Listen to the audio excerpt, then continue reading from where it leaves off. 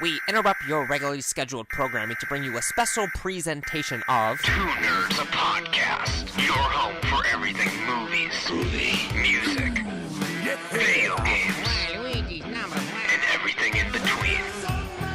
With your hosts, Bunny the Bruiser,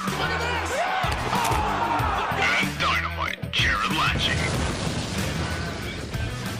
How's it going, everyone, boys and girls around the world? Welcome to the Two Nerds podcast. We are Two Nerds, and this is obviously our podcast. I am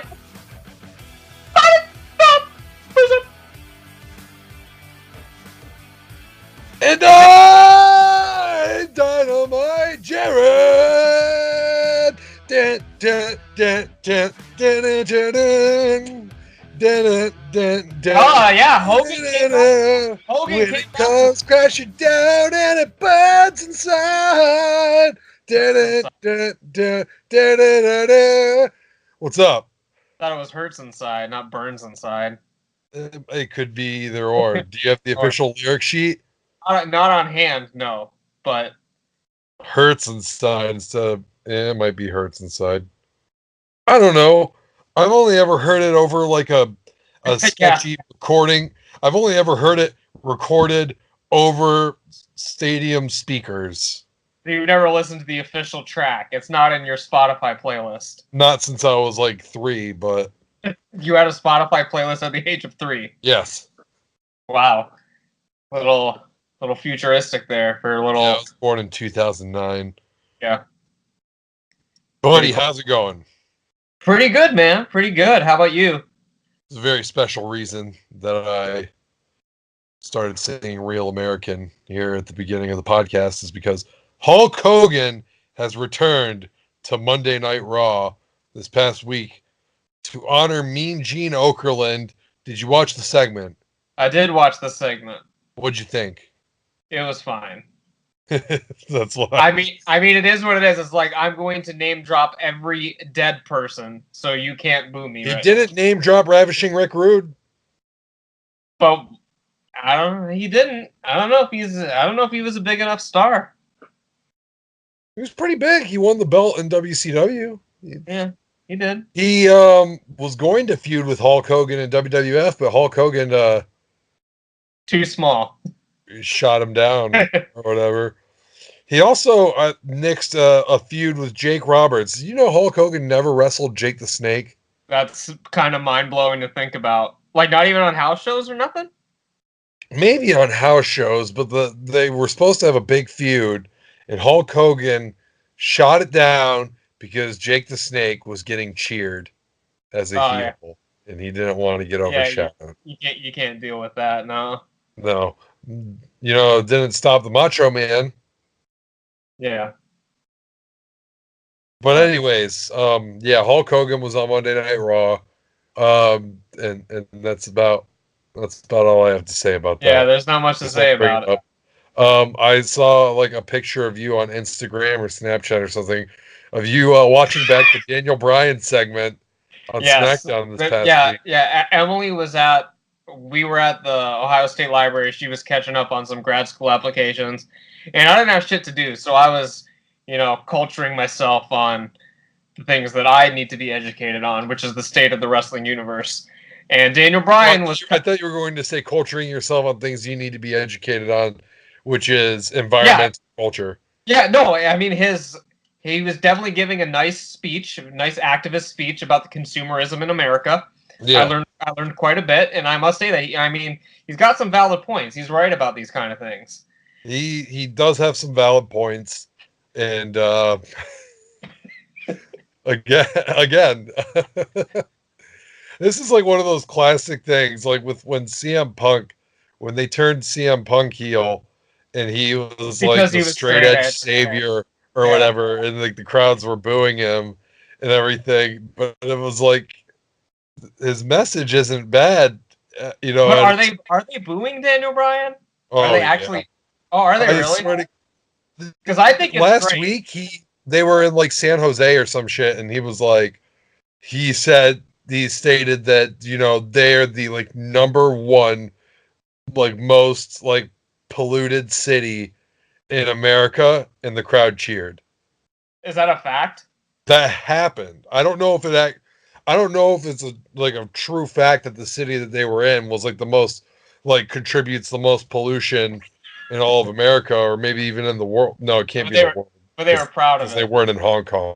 Yeah, they weren't in China. So, But he's like, it just made me laugh because he said, you guys are like destroying the planet. You consume, you destroy, you pollute more than any other city in our country, and they all started cheering. And I think they even did a yes chant. yeah. Maybe, I'm not Crazy. sure. Yeah. It's funny what you can get people to cheer for. Right. But yeah, I think the Daniel Bryan stuff's great. Good, Obviously. good, nice input there, buddy. Nice. I mean, Vince has been listening. Listen, so this Wednesday is the destined day. Dragon Ball Super Broly comes out this Wednesday. Got my ticket. You can see here I'm holding up an image. Yeah, I can see. I can see it. It's right actually there on my phone. I screenshotted my email that has the little barcode thing. Right. Yeah, I did the same. I think, yeah, there it is. I actually did this twice because I did it once. Just to be sure. It disappeared. So, where are you going? when? Where? Like, where is it at? Erie. Erie, Tinseltown. Yeah. Good shit. Are you going to one with like an XD showing? No, I mean it's just like the regular theater. Like it's not like anything special. Miles is going to one with an XD showing, which is, as I'm sure you probably already know, the biggest theater screens possible. Yeah. See, I haven't possible, measured but the biggest theater screens that there is, that he's going to see this. I did see that they announced like 3 or 4 days ago that they are releasing it in IMAX as well in select cities. But most of the people that want to go have their tickets already. So they kind of missed the ball with that one, I think. They should have. Well, I mean, possibly multiple viewings. Who knows? I think it's only for the first night. Oh, okay. From what I saw, I thought it was only from the first night. So it's a marketing blunder on their part, I think. Unless they just decided to do it last minute. I don't know. I'm sure there's still some holdouts and people that didn't pre-order their tickets and stuff. Yeah. I mean, you almost didn't. I almost didn't. Were you planning on pre-ordering before they started selling out? Yeah. I wasn't. I was just going to buy my ticket. I didn't think that it was going to sell out. Yeah. I did the same thing with Battle of Gods because I was nervous, and then I was one of like 7 people in there. So yeah, I think that when I'm in Erie, that it's not going to be sold out. But regardless, I bought it. I bought it anyways. I'm prepared. So, what are you thinking? If you are going to predict a star rating, your Letterboxd rating for this movie, what's it going to be? It's going to be minimum 4, probably. Minimum 4. Maximum 4.5. Oh, you don't think it could score a perfect 5? I've given very few perfect 5s. So, unless I'm like truly astounded by it, it wouldn't get a 5. But let me look at something really fast because I saw something that I thought was kind of fascinating. Something that you and I watched on the podcast or talked about on the podcast before. And yeah, there it is. You've given very few films a perfect 5. One of those films is 7. And I thought for sure that one time we talked about 7, you were like kind of underwhelmed about it. You were like, oh, that's okay. No, I mean, it's not one of Fincher's best, but it is, well, it's in his top 4. But I think a lot of the films I've given 5 stars are also Fincher films, like Fight Club, Zodiac, and a couple others. So he's among one of your favorite directors then? Yes, one of, if not the favorite director. Yes. Oh, is he? Is he the favorite director? I don't know. It's hard to say. I mean, I don't know. Do you take him over Hitchcock? it's just like different because I mean, like, I guess their body of work. Like, if I had to pick one director's body of work, it would be Fincher's because I mean, Hitchcock directed like 60 films, and not all of them are good. I mean, he maybe has less than 20 classics. I mean, like, there's a lot of shitty Hitchcock films that like no one talks about. Like, even from like the silent era, I think he had a couple. So Well then, shots fired at Alfred Hitchcock. step up your fucking game, Hitchcock. Goddamn piece of trash. Fuck, trash filmmaker. But Fincher's only got one blunder on his resume, and it's Alien 3, and that's because the studio interfered. All of his other films are great, and I mean, he casted Kevin Spacey in some of them, so those are a little under fire recently. It's with House of Cards and Seven, ironically, but you know, it is what House of Cards. He created it and he directed like the pilot and a couple episodes in season 1, but he's like the showrunner, like series creator, yeah. It was kind of funny because I just watched Seven for the first time the other day, and I gave it 3.5. I think. Which, I mean, it was really, really good, but I don't even know what. I don't even have anything negative to say about it. I might have moved a little slow at parts, I guess, but it was kind of funny seeing Kevin Spacey at the end of that. Oh, did you know he was in it? No, I didn't know. Yeah. Yep. It was like kind of the reverse of people seeing it originally. They didn't know that he was like a closeted homosexual child toucher. Yeah. I don't want to say molester. I don't know if that's the proper term because I don't think he ever penetrated anybody, did he? I'm not sure. The last I heard, he touched a kid who was 18. But I don't. He was 18? I guess since the touching was unwanted, it's still messed up. But yeah, but he was like still in high school, I believe. But he was 18, so like it's still like, you know, he's not in the real world yet. I guess I don't know. That's what legally he's an adult, so legally he's an adult. We can't put the pedophilia We can't legally put the pedophile label on Kevin Spacey. Right, but there's still unwanted touching involved, I guess. Unwanted touching, so we can put the unwanted touching label on Mr. Spacey. You know, one of the greatest gifts of all time is Kevin Spacey with the Kevin Spacey like paper mask over his face, and he pulls it aside like that.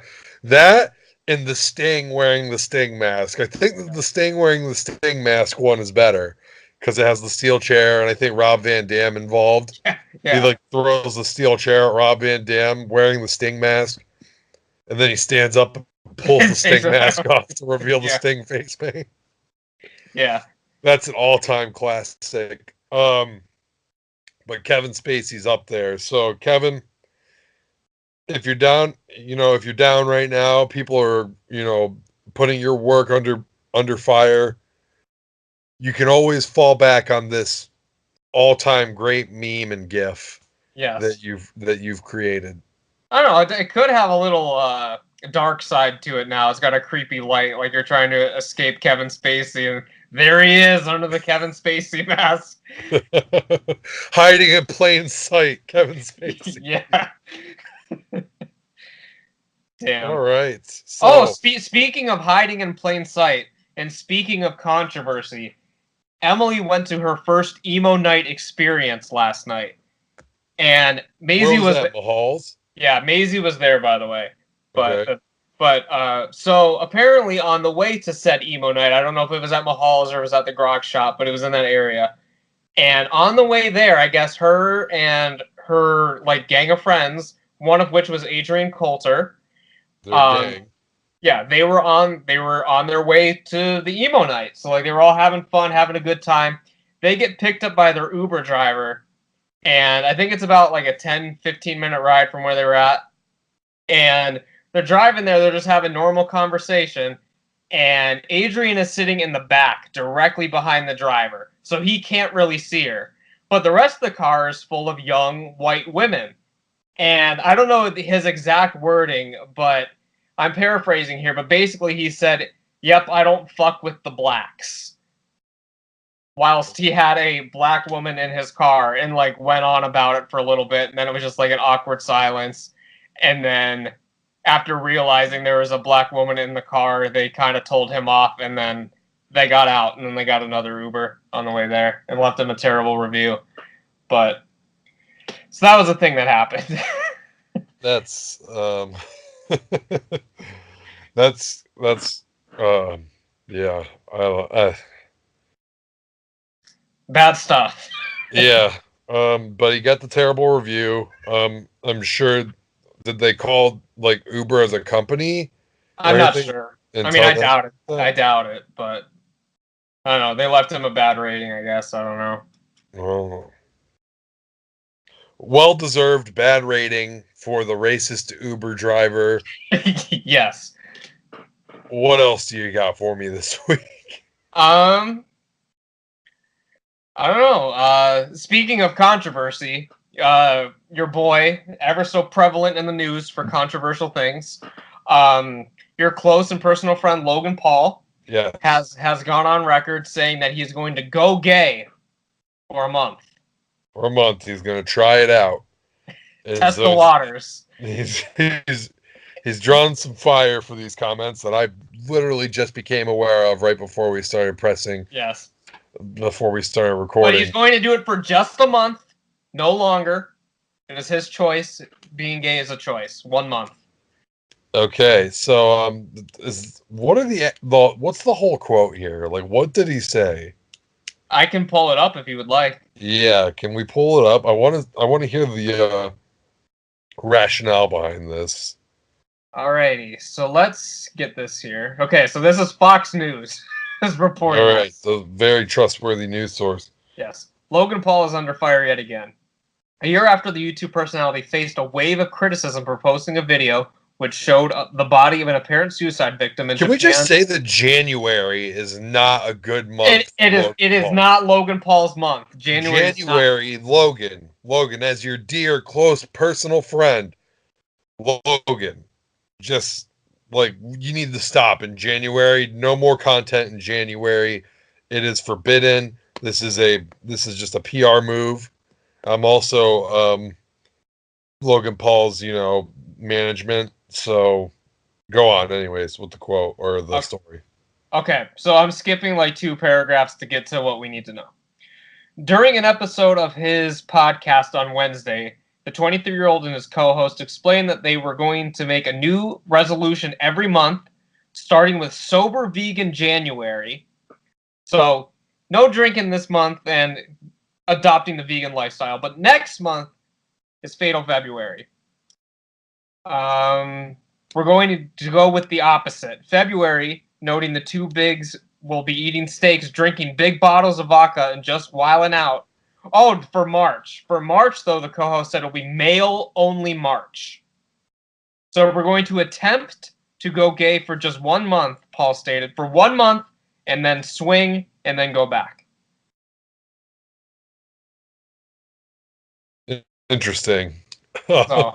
So it's a New Year's resolution to go gay for a month. Okay. But the gayness doesn't start till March to celebrate my birthday. So yeah, maybe you and Logan can celebrate your birthday by playing a little tonsil hockey and exchanging penises into asses. Yeah. Perhaps. You sound thrilled. Yeah. I'll let Logan know. You got him on speed dial, so. So, do you think that he's actually going to do anything like with the guy? You know what though? See, he's got to be making videos on all these resolutions.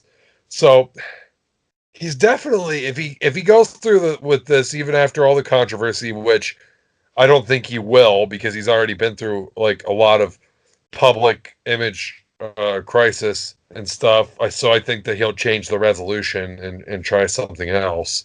He may try something new, yes. But if he goes through with it, he's got to do it. I mean, if he goes through with it, he's got to put a video up of him like in a gay club, like kissing dudes. and then reacting to it in like an offensive manner. Oh my god, dude! Oh my god! Oh, did you see that? Oh, like freaking out like he does. I don't watch Logan Paul videos, but I've seen clips, and it's kind of like how it goes in the clips. Yeah. I'm assuming I'm just getting the highlights. But he's got to be actually gay. He can have those kind of reactions. He's supposed to actually be gay. Well, the verbiage of the month is male only March. So it's like if you are going to it sounds to me like, okay, if you are going to engage in any sexual activity in the month of March, it has to be with a man. Yeah. Well, I mean, he could just do nothing and, I mean, just jack off for a month. I mean, that's... But he has to watch gay porn when he jacks off. That's true. Not that there's anything wrong with that. Yeah, not that there's anything wrong with any of this. But, January is not his month. Let's just say that. So January is not his month, and better luck in March, Logan. Something you know what though? Like, see, the whole thing's being done for views, and already we're sitting here talking about this, giving this guy more press. Now No Star Reviews is gonna go check this out. You know what I mean? It's kind of got my interest. I'm kind of like curious as to what's going to develop from this situation now. And there's 2 months of hype, so it's not like he just says, oh, I'm going to start this next week. He gave us 2 months to plan this out, so we can be prepared when we watch these. Well, who knows? The videos might not even come out till, like, April, if he's doing all this in March. Like, we don't know what his turnaround schedule is, so... I know that, so, PewDiePie, he had this whole like war with T-Series thing. They were competing for, I don't really know much of a competition, but the whole meme was subscribe to PewDiePie because T-Series was catching up and subscribers didn't want them. YouTubers, YouTube community didn't want T-Series, which is a major corporation in India, to surpass an actual content creator. Right. That YouTube, someone that actually kind of embodies what YouTube is actually supposed to be, which is like an independent content creator. Right. But so people didn't want that. So subscribe to PewDiePie became the whole meme. And Logan Paul jumped onto it and he endorsed PewDiePie and implored his subscribers to go subscribe to PewDiePie as well. And on a recent episode a recent video that PewDiePie uploaded, PewDiePie wore Logan Paul's merch and stated that Logan Paul asked him to... He started by saying asked, but then he said no. He pretty much demanded that I wear this because he helped me out. So PewDiePie said that he had no problem doing it to kind of return the favor. But, like, even to me, though, it just, like, sounds like the way that Logan Paul said it or, like, demanded it, whatever, that seems kind of shitty because it's like, did anyone really ask Logan Paul to endorse PewDiePie? No, he did it through his own will. I mean, like... Yeah, so then you can't turn around and demand... You can't just endorse someone and then go to that person and be like, hey, man, I endorsed you, so now you have to do that for me. You know what I mean? It's like, oh, I didn't ask you to. Unless there's some kind of weird behind-the-scenes thing where PewDiePie was like, hey, can you put this out there or whatever? But I don't think that he did because he was literally asking people at one point to stop subscribing to him because he created a video already that was set to go up the day that T-Series passed him in subscribers, but that video has since been put on the shelf because it just hasn't happened. And like PewDiePie jumped up like 1 million subscribers of T-Series, so interesting. Will Logan Paul kiss a man, and will it be Shane Dawson? We'll let you know in March. You come back here, Two Nerds a Podcast in March, still going strong, still coming at you with all the most important news stories of 2019. Yes, the most credible news source besides Fox News is us. So. Should we come up with a New Year's resolution? I know it's a little late now because it's already 2019. But should we come up with a New Year's resolution for our podcast? What would you like it to be? I don't know. I'm just asking if we should. Get 100 views on one podcast. Wow. And to be honest with you, we have a chance with the Broly one. But we'll see. So? We'll see. I mean, when we reacted to the original trailer, we got like 115 views. Really? Yeah. That's crazy. All right. So, over 100 views. On some video this year, but I think our best shot is next week. Over 100 views with 1,000 minutes watched. We'll have to check the analytics for that at the end of the year, but yeah. That'll be harder to track, but we'll see. We'll just have to check it. Yeah, I don't know. All right, so that's our New Year's resolution. If we, if we're not even coming close, we're gonna count on No Star Reviews to just, kind of play an episode on loop. My dog is like convulsing next to me right now. I don't. Conveniently, on my YouTube channel, we do have playlists of all of our episodes. So you can just click that on, have it on in the background, and it'll just keep on going. So, well, we need one episode to get over 100 views, so we need to just kind of put one on and then get it on repeat. That thing just went all the way down. That poster I just put up, yeah, it fucking fell. Austin, are you all right? Let's go. Give us the play-by-play here. What's going on with the pooch? He's laying down, kind of trembling a little bit. I don't know if he's cold, but he was really he was kind of like hiccuping for a second. He's done with that, but now he's just shaking. I think I'm gonna have to put a blanket on this motherfucker. Perhaps. Let me see. He's either snoring and vibrating as he snores, or he's trembling. He's awake now, so let me see. Yeah. He might have been just trembling from the snore. Yeah. Because now he's got his head up and he's not shaking anymore. Yeah. All right. So speaking of pets, I guess, to eat up a little more time here, we just got one of our cats a litter box with one of the hoods on it, because the fucking thing always shits on the floor. And we think it's because the other cats stare at her while she takes a shit. That could be the reason. So we tried to so now we have this thing where it will conceal her as she shits. So I'll keep you updated in the coming weeks to see how we go with this. But that's the thing that occurred. Once again, stay tuned to Two Nerds, a podcast, for continuing updates on this ever-developing situation. Yes. All right. How long have we been going here? About 33 minutes. Jesus Christ. Well, 33 minutes on the call. I think for the actual episode, it's been about 27 or 28. And we have to... The Golden Globes were this weekend. Well, last weekend. Okay. And I saw that Rami Malek or whatever won Best Actor for his portrayal of Freddie Mercury. This is true. I saw that. And Bohemian Rhapsody also won Best Picture for Best That is... I was going to ask your opinion about that, because I don't even think that was the best film you saw this year, right? It's shocking to me that it was even nominated. And that's not to say anything bad about the movie, because I like the movie. But when I'm thinking Best Picture, I'm not thinking Bohemian Rhapsody, a movie that I gave 3.5, I think. You know what was better than Bohemian Rhapsody? It was Spider-Man Into the Spider-Verse. Well, that one Best Animated.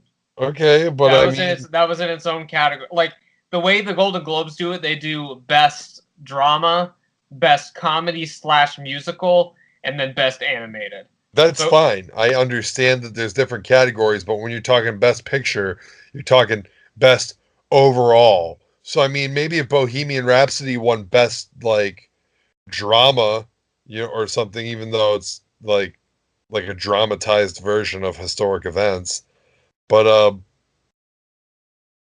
as an overall film, shouldn't an animated film still count, or does it just not count? No, they're just always in the animated film category. They've never been in the only movie like for Oscars. The only animated movie that's ever been in the Best Picture conversation was Beauty and the Beast, and it didn't win. So the following year they added the Best Animated just to have it its own category. The thing I find more shocking is that Bohemian Rhapsody won Best Drama and was like nominated in the drama category, but not in the Best Musical category. Yeah, I mean it's not really like it's not like a sing-along musical, but like it has the songs in it, you know. I mean, there's definitely a lot of musical performances in the movie, but I don't know. That's interesting. It's the Golden Globes really seem to overrate it because I mean, like, Jesus Christ, wasn't its Rotten Tomatoes like fucking like 60 or like 50 some percent? Something like that. It definitely wasn't in like the 90s or anything. No, wasn't like very like high. As a matter of fact, when I went into it, I was thinking kind of like I'd like set the bar a little bit lower because the rating was so low. So here's the question though, because I'm looking at the other nominees in that category, and it appears as if the only one that I've seen 62%. Sorry, 62. To interrupt you, but 62%, but 90% of the audience. Yeah. So with the other films that were nominated in this category, I only saw one, which was Black Panther, and I did not see Bohemian Rhapsody, so I can't really judge which of those two were better. But you saw Black Klansman and Bohemian Rhapsody, so can you say Black Klansman was better than Bohemian Rhapsody? Yeah, Black Klansman was better than Bohemian Rhapsody, especially when we're talking about Best Picture like stuff. Because I mean, dude, listen, Bohemian Rhapsody was good, but it had a lot of problems. And I mean, like, one thing that was happening is that as I'm watching the movie, the first half of the movie was just extremely rushed. It was just riddled with pacing issues that were just so noticeable as I was watching the movie. There's just things that, like, as I'm watching the movie, I didn't even have to step back and critically analyze it. Like, as I'm watching it, I was like, good, you know, there's some definite pacing issues here. You know what I mean? And stuff like that. So it's just, I heard it was just going too fast to get to the live AD stuff. You know, it was good and the performances were good. Rami Malek winning Best Actor, sure. That's cool, I guess, but Best Picture is like I said, I can't even believe that it was nominated. That's crazy. But you know what else, though? I can't even believe that Black Panther was nominated. And I didn't even see Black Panther. But to think of a superhero movie when we're talking about Best Picture, the best superhero movie of all time is, in my opinion, the only one that ever even would have a chance of getting Best Picture is The Dark Knight. And it won. Did it win? Yeah. Oh, okay. I thought it did. Well, it was definitely not. I don't know if it won. It was nominated. But well, we're talking about a fucking Christopher Nolan movie, right? Like a Christopher Nolan. It's a superhero movie second. It's a crime thriller by Christopher Nolan first. Yeah. So let me see here. Let's look up The Dark Knight. I'm sure on the Wikipedia page it will say what it'll say kind of like what we want to know about it here. So where is accolades or reception? Maybe legacy. We'll go to reception. Dark Knight is considered to be one of the greatest superhero movies ever made. 94 on Rotten Tomatoes. Roger Ebert. Peter Travers. Okay, come on. Where is the awards? Well, I know. Awards. Most. Okay. Okay, so Heath Ledger basically almost swept all of the awards, like acting awards, for that shit. It did not win. It did not win Best Picture, but it was nominated for that, plus 7 other Oscars. It won for Heath Ledger's performance, and it won for Best Sound Editing. What a shit award. But it was nominated for 8 total. There you go. Dark Knight did not win Best Picture, but it was nominated. But it came close, yeah. And listen, I understand that Black Panther gets a lot of praise for its inclusiveness, I guess, if that's even a word. I don't think inclusivity. Yeah. Whatever. I understand that it gets a lot of praise for that, and I understand that I haven't seen the movie. Okay? Right. But I would bet my fucking life, without even having seen this fucking movie, I would bet my fucking life that it's not as good as The Dark Knight. Well, it wasn't even the best superhero movie that came out last year, in my opinion. I saw both that and Avengers. I think Avengers was better. Like, and I'm not even like a Marvel guy, but I have this problem with Spider-Man! Yeah, I haven't seen Spider-Man! it yet. Haven't seen it yet. Heard it's phenomenal. Haven't seen it. But I don't know. I just think all the MCU movies, there's just like something missing in all of them. And I don't know what it is, but I don't know. I don't think any of them should have ever been nominated for like Best Picture or anything, because, I mean, they're fine. Like, they're not groundbreaking by any stretch of the imagination. The concept of the MCU is groundbreaking, I guess, because they're bringing all this together. But like the movies themselves, I do not think are that great. So the movies themselves are just cash grabs. Yeah.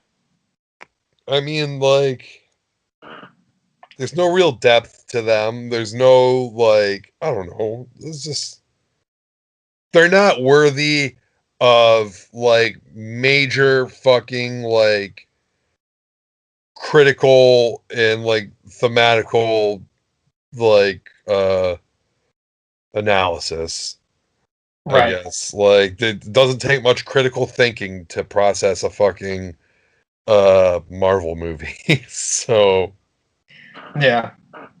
But I mean, it was a good movie, but I don't know.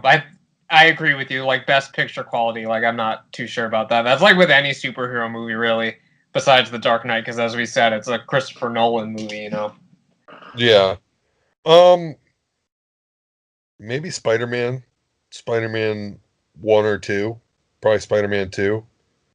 See, I don't even think they were, like, even relatively in the conversation for awards. You know, that's crazy. But I'm too young to really remember. I don't think when those movies came out, they were literally just fucking taking box office records and just ass fucking them. Like, I remember, because like the news, when those Spider-Man movies came out, the news would just like every day be like, well, Spider-Man just destroyed another box office. Like, it was crazy. It was nuts, the amount of hype that those movies had. So oh no, I'm not saying that those deserve Best Picture awards, but I'm just saying that like those are pretty good superhero movies too.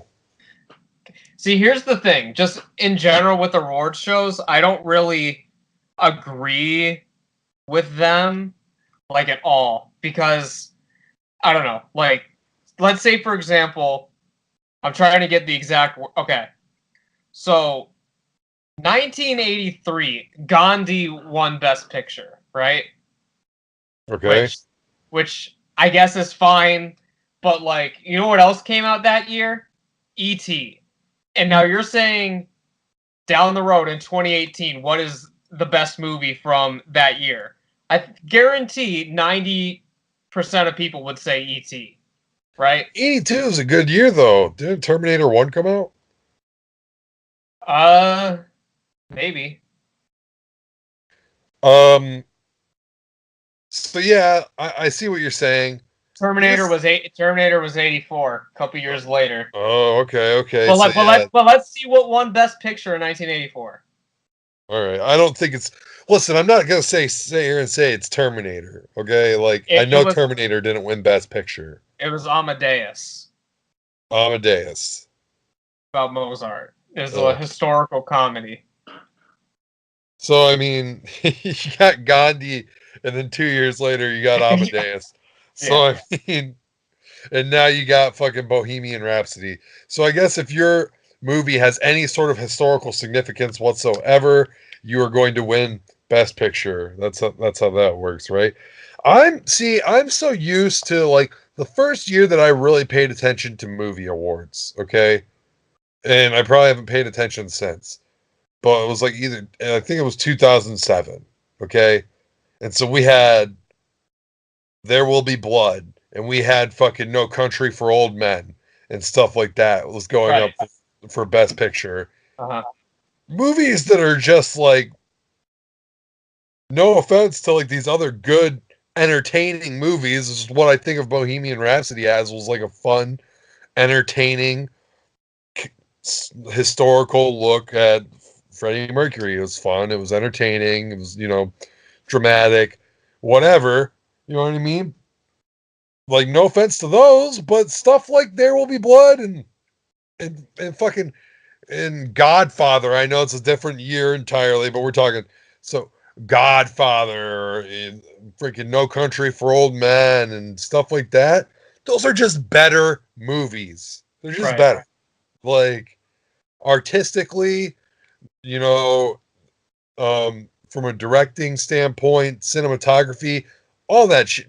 Well, all right, Bohemian Rhapsody might have some great cinematography for some of the shit that they did during the Live Aid stuff and everything like that. But I mean,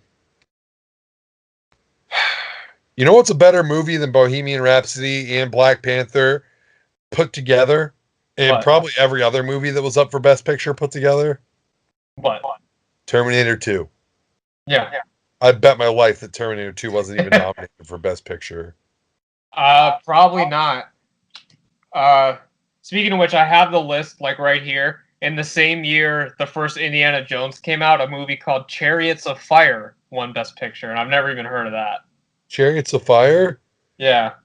Come on, man. It's got the song. That's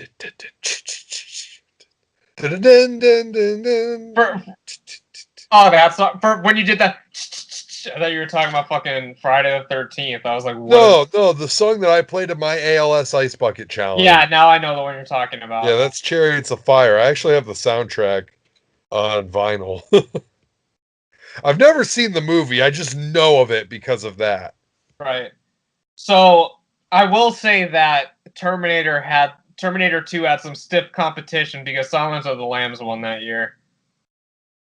Okay. For Best Picture. So I guess that's understandable. Oh, that's highly subjective to me. See, the thing to me personally is, I really, really like Silence of the Lambs. Like, I really, really fucking do. But I mean, the one that I would rather watch any day of the week and the one that I like more, and this is probably just based on what I grew up on, is Terminator 2, though.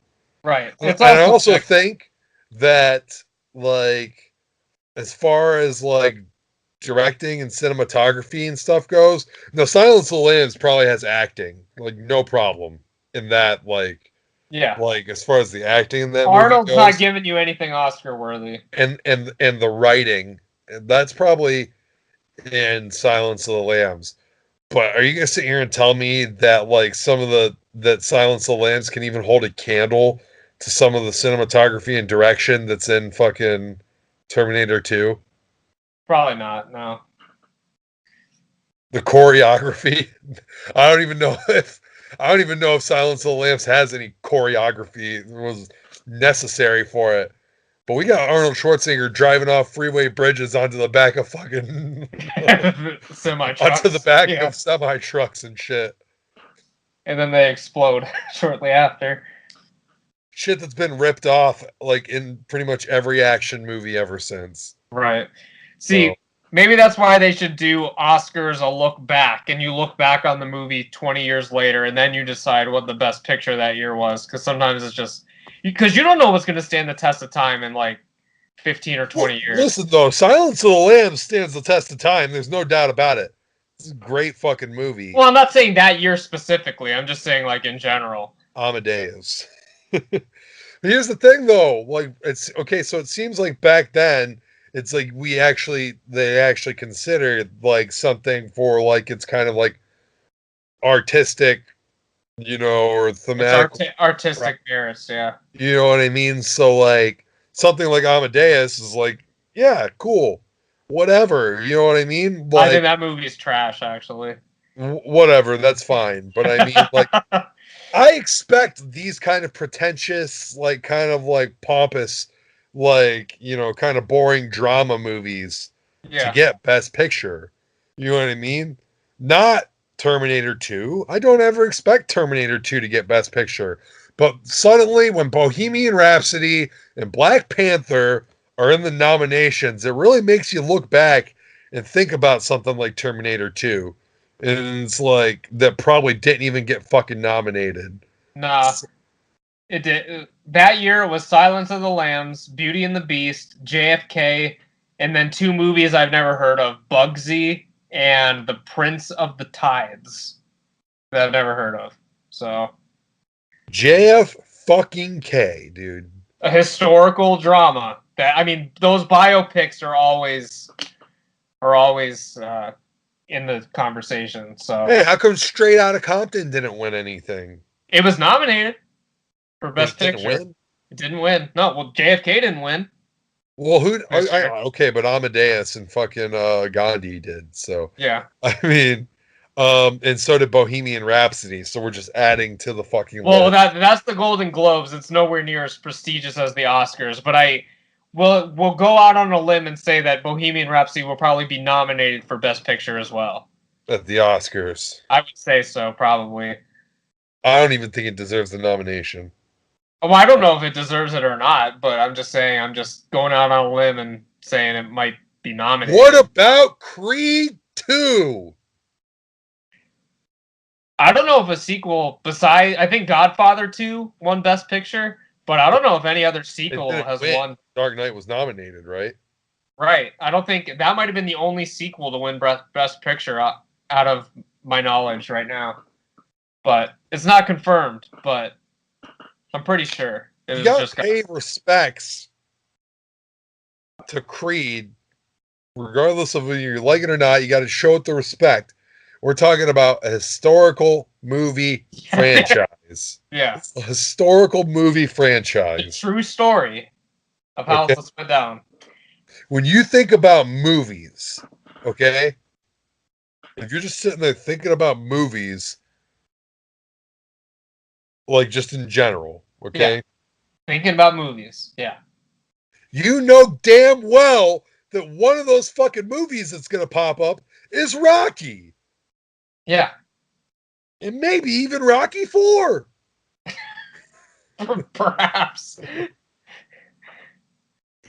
That's what I'm saying. Like Rocky won Best Picture, but Did it win? Yeah. Okay. Oh, it swept that year. I think fucking Stallone took home Best Writing too, or something. Oh, it's so fucking good.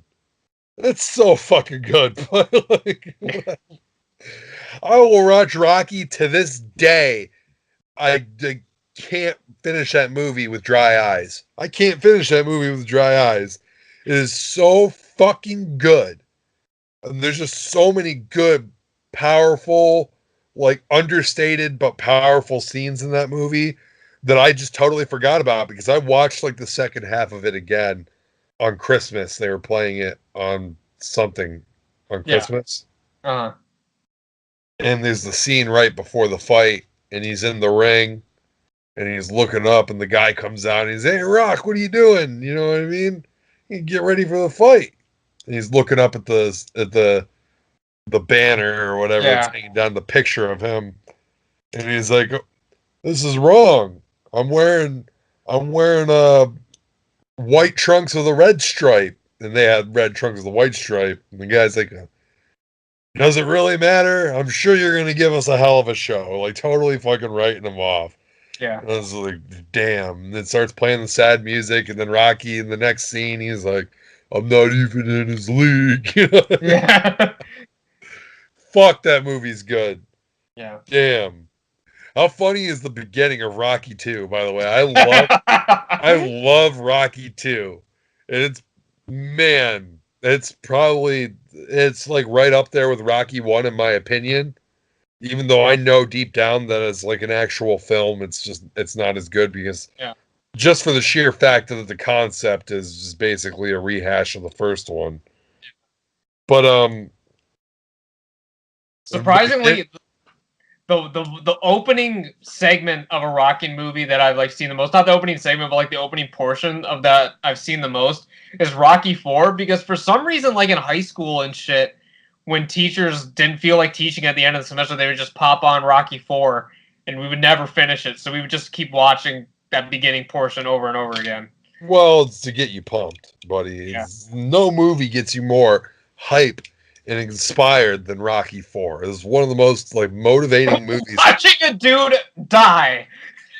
No, but not. I'm not talking about the first part, but I mean after that when he's training in the mountains.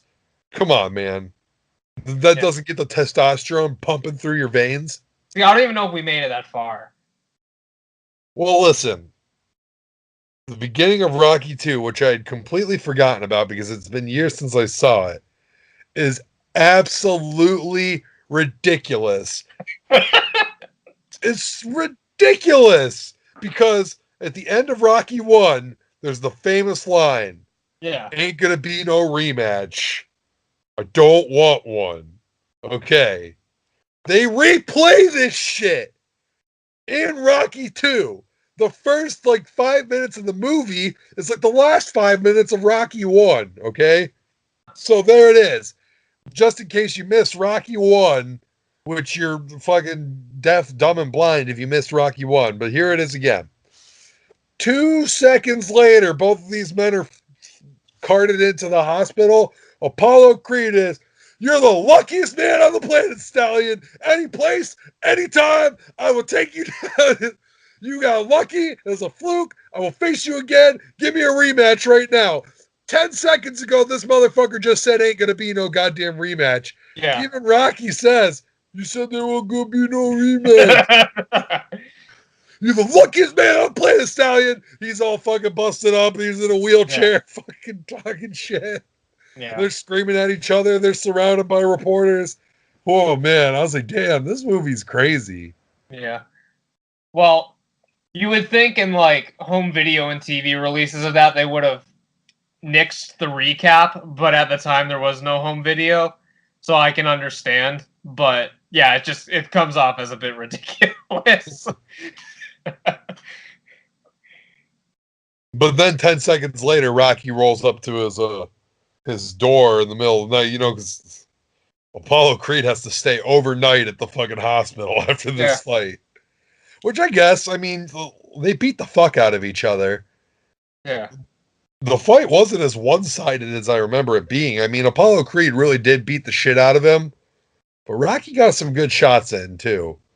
Enough to keep Apollo Creed in the hospital overnight. Then he rolls up to the door, and he says, "Apollo, did you give me your best?" He's like, "Yeah, I did."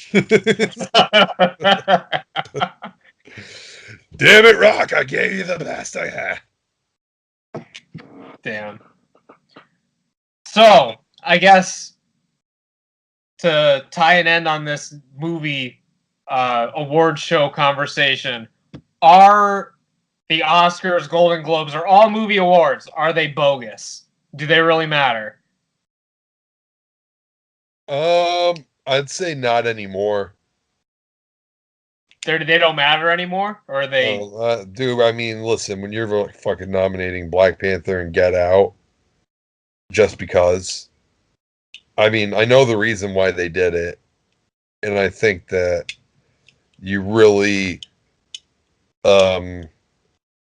damage the credibility of your awards when you are nominating these movies solely based on inclusiveness, which again I don't know if is a real fucking word or not.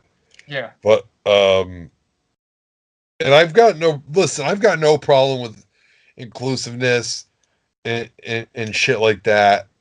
Like, I'm all for it. But at the end of the day, you have to think, is this really a contender for Best Picture? Like, at the end of the day, it's about the movie itself, not what the movie represents.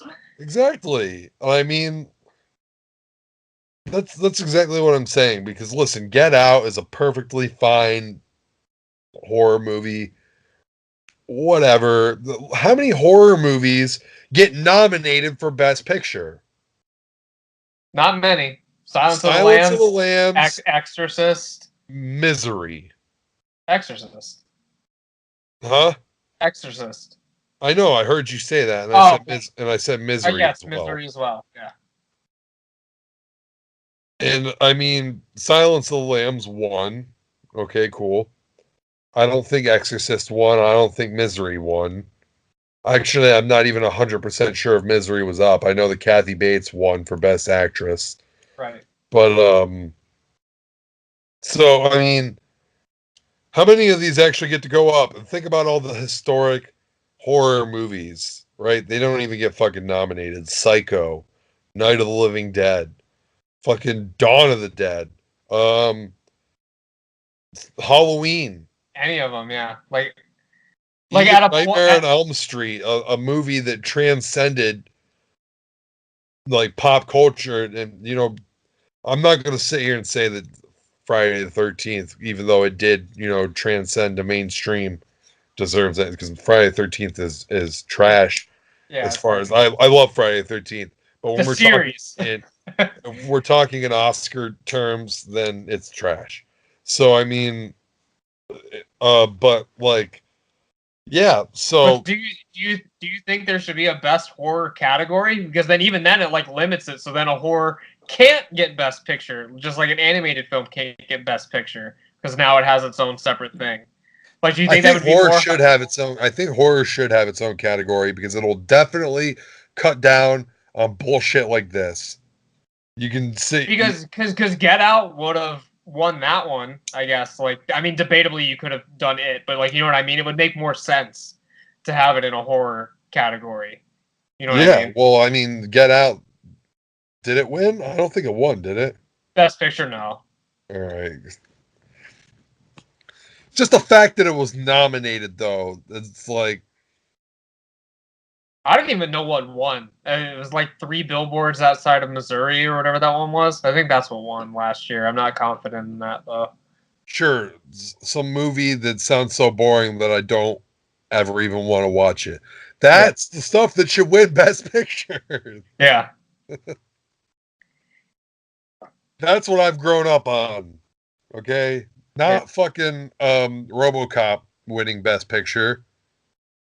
Yeah. But I mean, listen, dude, release RoboCop today. I guess if RoboCop would have came out last year, would have been nominated for Best Picture. Jesus Christ, with this sorry class that I just looked at or heard about, it damn well better have been in that fucking conversation. Yeah. Trending on Twitter today, there was actually like a thing that says which movies test your attention span. So from what I'm gathering from you, it should be all movies nominated for Best Picture. Amadeus. I've never even seen it, but I'm sure that Amadeus would test my attention span. It is like 3.5 hours of unfunny comedy, yeah. Can you pull up the Twitter? Can we see movies that test your attention span? Yeah, and then so we'll it's just, yeah, I have it right here. It's just like a trending topic. It says, is there a movie you know for sure is good, but the way your attention span is set up? Someone said Godfather 2, maybe Cloud Atlas. Someone said City of God, which is like a foreign film. So I can understand why that would test your attention span because you got to read subtitles. So I don't know. I don't really think that's fair. Someone said Silence of the Lambs. No. No. And I don't even agree with which one did they say? Godfather 2? Yeah, I don't agree with that either. The one that's better than Godfather 1? Because listen, Godfather 1... I disagree with that, but I don't agree that it's boring, no. Godfather 1 tested my attention span the first time that I saw it. I really want to rewatch it now that I'm older and like kind of understand like mob movies a little bit more. At the time that I watched Godfather, I didn't watch mob movies. I didn't know anything about this shit, so whatever. But Godfather 2 came on TV the other day, and dude, I was like fucking invested. I didn't watch the whole thing because I had to leave because I was at someone else's house. But that shit came on, and I was like glued to the screen. It's like Godfather 2 is good. I don't think it's better than Godfather 1. That's just like a personal preference. But I can understand why someone likes the second one better. But for me personally, I don't like it as much as the first one. But they're neck and neck. They're both really good. But someone said Man of Steel. And I have not seen this. Can you say Man of Steel test your attention span? Listen, if we're going to bring Superman movies into this, then Superman Returns is the one that I would say test the attention span, not Man of Steel. Someone said half the movies on Netflix, which I would agree with that. That's fair. That's fair. Sure. Shutter Island and The Departed. So this one guy, I don't agree with that. So wait, those are both Leo movies, right? Those are both Leo movies, yeah. I guess he's just. Well, hey, why don't you throw Titanic in there? Those are both Titanic in there as well. Then they're both Scorsese Leo movies. Okay. Same director. Yeah, you didn't want to throw no shade at James Cameron. Too much of a bitch to throw shade at James Cameron. And someone else, I skipped past this, but someone else did the Leo Scorsese combo and said Wolf of Wall Street on it. I haven't seen Wolf, so yeah.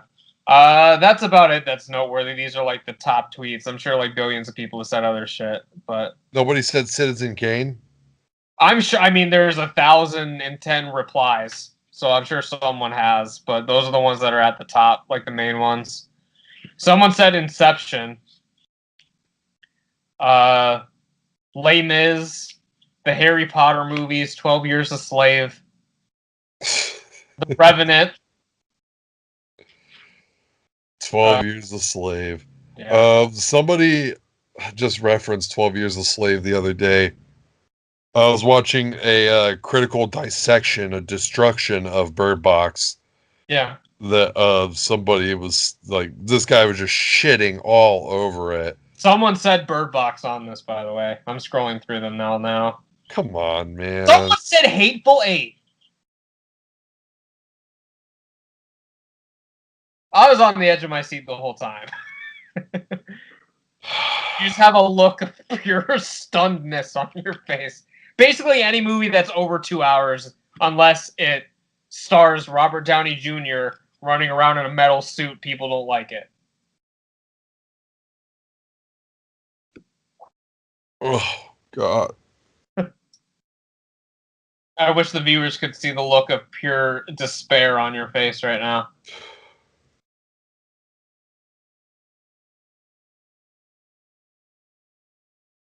Someone said literally any movie, I have ADHD. Okay, that's fair, I guess. Are you in tears? How can you? Only because I rubbed my eyes really hard.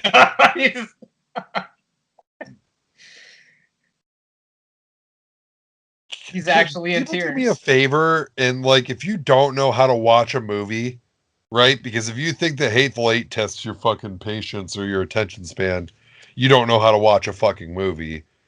If you don't know how to watch movies, then just fuck off. Like, don't comment on movies. Yeah. God, Hateful Eight? Someone said Mad Max Fury Road, which is like 1,000. Oh! It's literally non-stop action from start to finish. Nothing but action. How can it test your attention span? People don't like explosions, if man. If you look away for 2 seconds, you miss like 3,000 fucking things. The whole movie is a fucking car chase with a guy that has a fucking guitar that shoots flames. Yeah. I guess it'll test your attention span looking for character development. Listen, no, if you really want to talk shit, okay? And if that's the route that you want to go, the original Mad Max. The original Mad Max, without a doubt, tested my attention span. That movie is boring as shit, and it has one good fucking scene in the entire movie, and that's when the guy gets ran over by a truck. At the end. So you gotta make it that far. Yeah, you have to. Your attention span has to survive long enough to get to that point. Yeah. A lot of people are just saying the same shit. Like a lot of Godfathers, a lot of fucking Inceptions. Someone Listen, said it's not a popular thing to say, okay? It's really not a popular thing to say, but Mad Max Fury Road is the best Mad Max movie there is. Period. that's the only one I've seen, and so yeah, I can't really judge the other ones, but that's the only one I've seen, and I liked it. So. I know that Road Warrior people love. Okay, Road Warrior is fucking boring as shit compared to Fury Road. Okay, and everybody hates on fucking Beyond Thunderdome. Beyond Thunderdome is probably the most entertaining of the entire Mel Gibson Mad Max trilogy. So I mean, like, and Road Warrior is definitely better than the first one. So I can understand the people that were alive when both these movies came out and for some reason liked the first one for whatever reason, and then Road Warrior came out and just upped the ante and was just a trillion times better. But I mean, we're talking about a movie with like little to no dialogue. Like there's seriously like fucking like I think 7 combined minutes of dialogue in the whole movie, which I thought sounded interesting at first. It was something But like when that, half the movie is literally like them just kind of staking each other out and there's no words, then it's just like unlike Fury Road, where there's also about 7 minutes of combined dialogue, but there's so much action in between it. Fury Road is the best Mad Max movie. Yeah. And listen, I like Road Warrior. I like Beyond Thunderdome. I do not like the original Mad Max. It's just not good. So I mean, Fury Road is better than all 3 of those. Here's one that would be interesting to get your opinion on. And I can understand why the person would say this with 2018 sensibilities. Maybe not so at the time. Here's the thing about 2018 before you say this, which blows my mind. It fucking boggles my brain. It makes me want to fucking stab myself with a spike. Is that okay? Apparently in 2018, people have shorter attention spans. You need to do things quickly, get it over with, and get it done, right? That's the thing. That's the sensibilities that we're talking about right now, right? Then how come every fucking movie that comes out now is like 2.5 hours minimum? I can't remember the last time I saw a movie in theaters that wasn't fucking 2.5 hours long. Spider-Verse was that long? No, it's besides kids' movies. And Halloween, which was still like 2 hours, I think. Yeah. I was watching a movie with my mother-in-law like a couple months ago, and like when she comes over, all we do is watch like shitty horror movies and stuff. But we were watching one, well, like we started it, and it started with maybe 3 minutes of dialogue, and she had us turn it off because nothing happened yet. So like if a movie doesn't start out guns blazing, like especially if it's a horror movie, if something doesn't pop out and go like, ooga booga, like within the first 2 minutes, like people clock out. Ugh. And like I don't get it. All right, go ahead. I'm gonna watch a movie tonight. This is pissing me. I need to watch something good. Yeah. So with 2019 sensibilities, I guess, because we were saying 2018, it's a new year now. I can understand this, I guess, if you're watching it for the first time. But someone said Blair Witch. Okay, sure. Sure. I can't believe anybody hasn't said Psycho yet, which would make me absolutely rip my fucking skin off my skull. I haven't heard any Hitchcock yet on this. Everyone's been saying Kubrick is the snooze fest over here. Okay. Hey, you know what? I'll totally go along with that. I don't give a shit. Stanley Kubrick is a fucking like, whew, he sure takes his time, doesn't he? He takes his time, no doubt about it. There's not much else to say. Like, it's a bunch of stuff. Do you have any off the top of your head that you would like to throw out there? That kind sure, of I'll go ahead and do the shot fired at Stanley Kubrick, like right out the fucking gate. 2001: Space Odyssey. That was on there several times. Yeah, I mean, Jesus fucking Christ. I've never even watched the whole fucking movie. Like, I can't do it.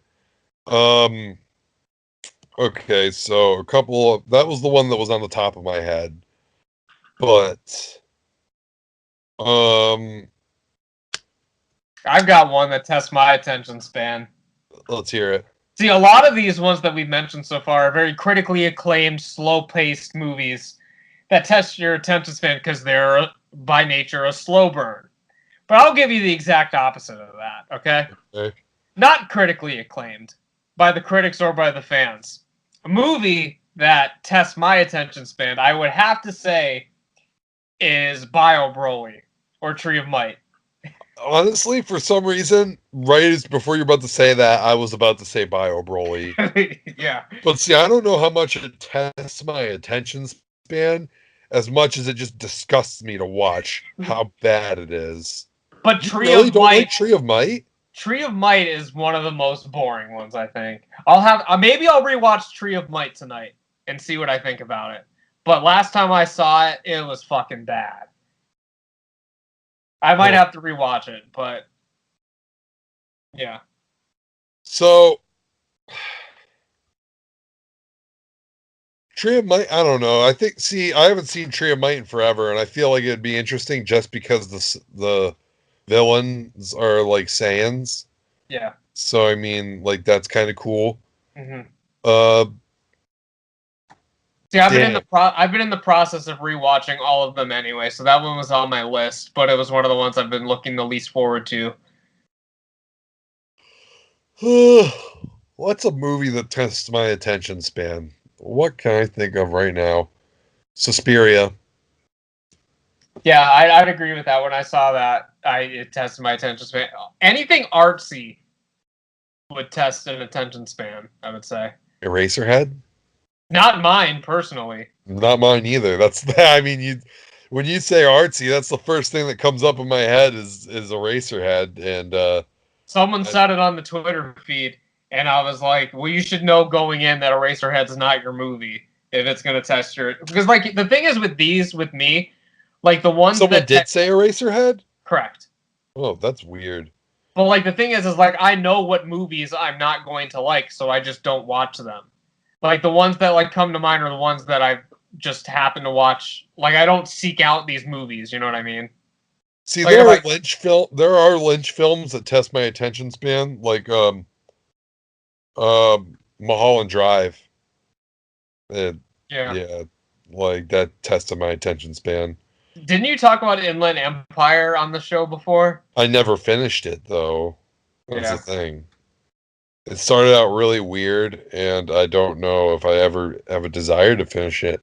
But I did start it once, and my girlfriend at the time did not want to watch it, so I just had to shut it down. Maybe I'll watch Wild at Heart tonight. Yeah. Watch one of those more accessible David Lynch movies. Yeah. They tend to be very good. Like Yeah, Blue Velvet. Did anyone say Blue Velvet? No. No. The only Lynch on the Good. list was Eraserhead, so... I was really pissed. I found, like, a Lynch box set, like, 4 or 5 years ago on Amazon, and I bought it. Like, a Blu-ray of all of his shit.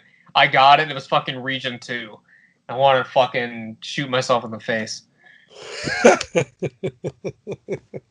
I was like, this thing's a fucking steal. I was like, how am I getting all of David Lynch's movies on Blu-ray in one set? And then it got here, and it all made sense. Movies that test my attention span. Ang Lee's The Hulk. Yeah. You know, there's a shit ton of horror movies that Yeah. test my attention span. Any Yep. SOV. Unless There are it's some like really... boring as shit horror movies out there. God, you know what? I'll go ahead and say this. Basically, any modern like ghost horror movie, I can't fucking do it. Like, I get so goddamn bored watching these things. All this fucking like Insidious and shit like that. Like, good lord. Can't do it. Good night. I'm tapping out. Yeah. I don't know. I'll say, like, the few that I've seen, like, random, like, 80s comedies that don't age well kind of test your things. Not the good ones, but, like, if you're ever watching, like, one that's, like, middle of the road and the humor doesn't hit as well, those can be pretty tough to get through. Just like 80s comedies. Yeah, well, even like some 90s comedies, just like any humor that's like outdated, you know? Well, Like, all humor is outdated in 2019, buddy. Yeah. But You can't joke about anything these days. I see most 80s comedies though, like just have a charm to me that like I can get through them like pretty good no matter what. So I mean, like even some of the shitty ones, like fucking oh god, there was one I watched. It had Robert Downey Jr. and Molly Ringwald in it, and it was a romantic comedy. And I liked it, even though I could just tell that it just wasn't, in the upper echelon of 80s comedies. Yeah. It was Right. no Breakfast Club. But Yeah. yeah. Well, anything else you want to say about this? We've passed the hour 15 mark for sure. So Another 80s comedy that's really good that nobody else will like got remade by Kevin Hart a few years ago. About Last Night, starring Rob Lowe and I believe James Belushi. It is either James or John. I think it might be James. And a couple of ladies as well, because no Rob Lowe romantic 80s comedy is complete without some ladies. So that's a good one. yeah. That will probably test everyone's attention span except for mine. See, I have not heard of either of those. So. About Last Night, and then here's one that you have heard of that everyone hates. Everyone hates this movie, but I really like it. It's St. Elmo's Fire. I've never seen it, but I've heard of it. Like, I've never watched it. But Everybody always says, "Oh, great song, terrible movie." Great song, terrible movie. I say great song, great movie. Yeah. Well, there you go. Dynamite Jared's stamp of approval. So that is about it. Great song, good movie. Good movie. Yeah. I won't go all the way and say great. We'll reserve great for stuff like Breakfast Club and 16 Candles. So great song, good movie could also go for Bohemian Rhapsody. That's right. Cool. Well, that is about it for this week, guys. Make sure you follow us on all of our social media accounts. Subscribe to us on YouTube. Make sure you hit us up on our GoFundMe pages where we raise money for various causes in our lives and around the world today. We're currently in the midst of the longest ever government shutdown, so shout out to those that didn't get a paycheck this week. And shout out to the worthless fucking freeloading food stampers that didn't get their Yes, shout out to them too. No, I'm joking, of course. My heart goes out to the families that aren't able to eat this month because Donald Trump is a piece of shit. So. Yes, exactly. Well, that is about it, you guys. Make sure you smash like on this video. Subscribe to the channels that are listed down in the description below, and we will see you next week. We have been two nerds. This has been a podcast. I'm Buddy the Bruiser, signing off. Dynamite Jared!